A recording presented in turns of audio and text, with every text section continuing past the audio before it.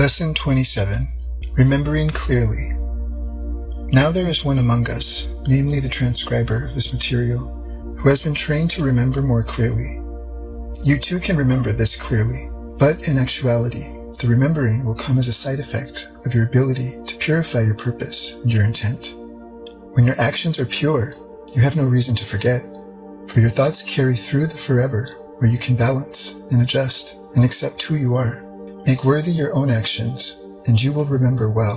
The more pure you are, the more clearly you remember. Let us now remember together. As a string of pearls, you wove your lives in old Atlantis. One after another time, you came in to do your work there. It was for your own training and for the benefit of the world that you entered. You were wont to do it well, so you specialized and studied hard and long in your training.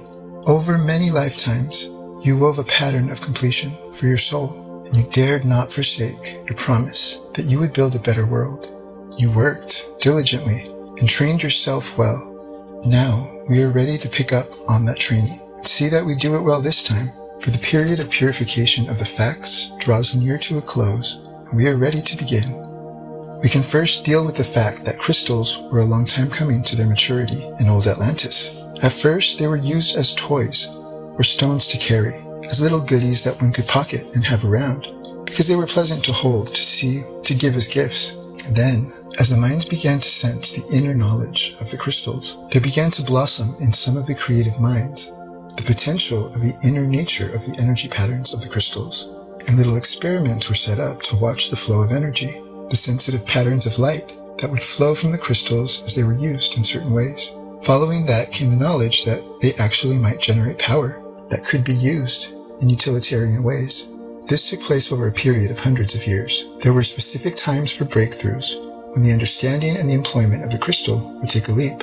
So we began with the toy, with the pleasant object to have about, and we moved forward step by step by step in the understanding of the crystal, until there is a huge crystal in the center of the city, in the bowels of a building, where it is activated through an empowering of its structure, pulling in the rays of the daytime sun and the nighttime moon. This crystal was a forerunner of the great crystal that is often remembered. This crystal of which we speak now is in obscurity. This crystal in its color was as a glass with smoke in it, smoky quartz. It was mined from a hillside in Atlantis. It was an earthbound crystal, one that had been formed by the planes of the planet Earth. It was not activated to send radiation out to the populace. It was for schooling only, for the instruction of those who were learning to employ the use of crystals. It was in the experimental stage. We speak of it, we bring it back to memory, we bring it back to conscious acknowledgement, because it was at this time that many were schooled with this crystal, and there is a parallel here to your day. They proceeded cautiously in that day for two reasons.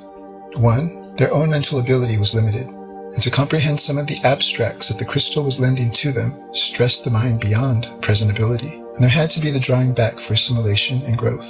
The second reason was that there was an innate knowledge that here was a source of power that might be too powerful for containment by the human mind, that the human mind might not be disciplined enough. Through the use of the mind in the human being in conjunction with the crystal, the energies of the moon, for example, could be enticed to draw a vibration in the face of the crystal that would permeate its interior and set up a reservoir, a holding pattern, so that this might be built upon itself night after night until there would eventually be within the crystal itself a pool, a bank of energy that would be the healing energy of the moon. This was done by the mind, the active mind, pulling the cool vibrations from the moon and allowing them to carve a pattern on the face of the crystal, the surface of the crystal, as the moonlight fell upon it.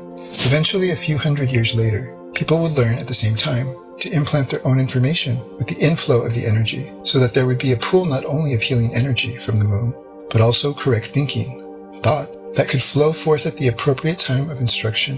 These were to be released so that there would be the coupling of the healing with correct thoughts. It was as if you were taking a modern dictaphone recording and release it at an appropriate time so that the message, the energy, now once it was placed, it would be like a deep freeze. It would be information that could not be tampered with, except one had the key to unlocking the crystal. It would be unchanging, and it would not wane in its ability, or its energy, or its power. The battery would not lose energy, not for a long, long time. For a period of millions of years, it would not lose its energy once it was set. The key to unlocking the crystal was purity in heart, and the resonance of the voice pattern, and the ability to activate the heart energy with the voice pattern. There were students who were trained, and the key to the crystal was passed on to one individual. It was a careful linking, a cautious training, and a quiet matter. Also in this crystal, the smoky quartz crystal of which we have spoken, there were different compartments for the sake of the training and learning of different experimenters. This is not the usual pattern of crystals. A crystal is really abused if it has more than one master. This crystal was abused.